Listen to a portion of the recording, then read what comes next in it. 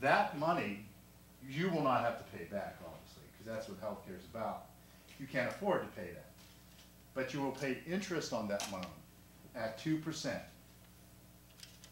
So that means the interest will be made to pay the administrative costs to run the system. So I'll go over some exclusion and other issues about this system. Those are the fundamentals of it. First of all, prescription medicines will not be covered unless there's life-threatening illness involved. Yearly doctor visits would be necessary, and you must pay out of pocket. No one would be denied health care, and you would need to start contributing to the system 4 years in advance before you could pull out of the system. So that would be only fair. Obviously, you know what would happen if you didn't do that. People would wait the last minute, put a year in, and then get the services. So the system wouldn't work. I'm running out of time here, so I will say just some back of the envelope numbers. 600,000 people in Seattle. Everybody contributed $1,000 quarterly. That's $600 million at their disposal quarterly in the bank. So I'm going to move into the question and answers, and then maybe some of you have some statements against or statements for, or just questions. Maybe I can explain things a little bit more detail. Go ahead. Charles, would there be new healthcare banks, or would our existing banks be the No, there'd be new healthcare banks. The banking industry right now, the loans would only be allowed to, it would be a loan that would only go to the hospital. And that's the whole reason. It's like you're loaning money to the healthcare participant, and it goes to the hospital, but you don't pay on that loan. You pay on the percentage, whatever percent that they decide. Go ahead.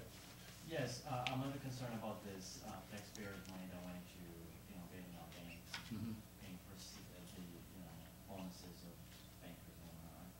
And you said that people won't be able to take advantage of the system until 4 years.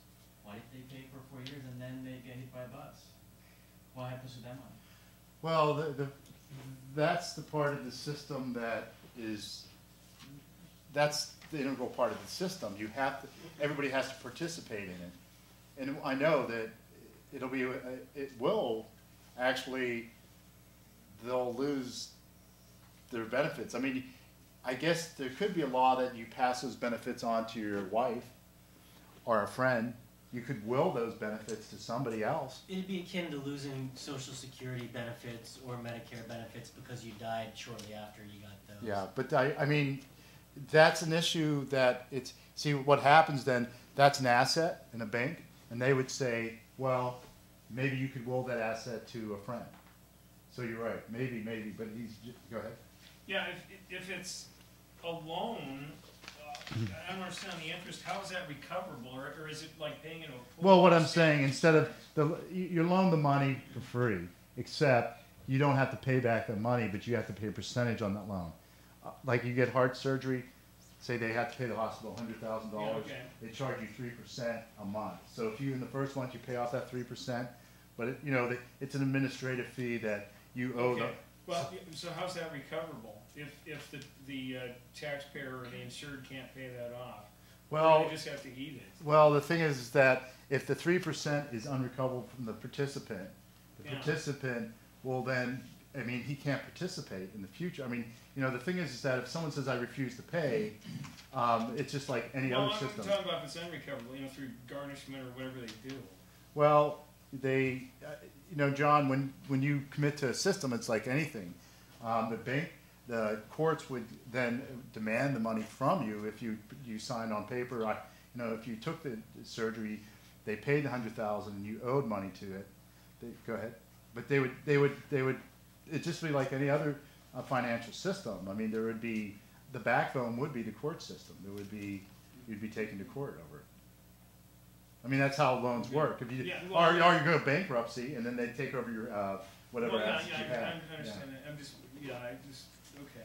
Okay, go ahead. Go ahead. So part of the purpose, as I understand it, of the healthcare system that the Democrats are proposing is to actually help people get health care. I don't understand how in your system, people who can't afford the percentage in Well, How that's do you deal with that? what I'm saying. The affordability is right now healthcare. If you look at how much it costs, it's a ridiculous amount. It's like some people are paying up to $1,200 a month, and the reason is because the healthcare companies are so administratively and bureaucratic. They're overcharging everybody, in my opinion. And so when we reduce administrative fees, we reduce all the bureaucracy. So $1,000 a quarter from $1,000 a month, that's like $4,000 out of $1,000. And we could always squeeze more efficiencies out of the system. With the networking and the publicly, see right now, when you see how the healthcare system works, if you ever have had the health system work the way it is, am I running out of time? You will see the administrative problems and why it's so expensive right now. But anyways, that's all the time. Thank you very much.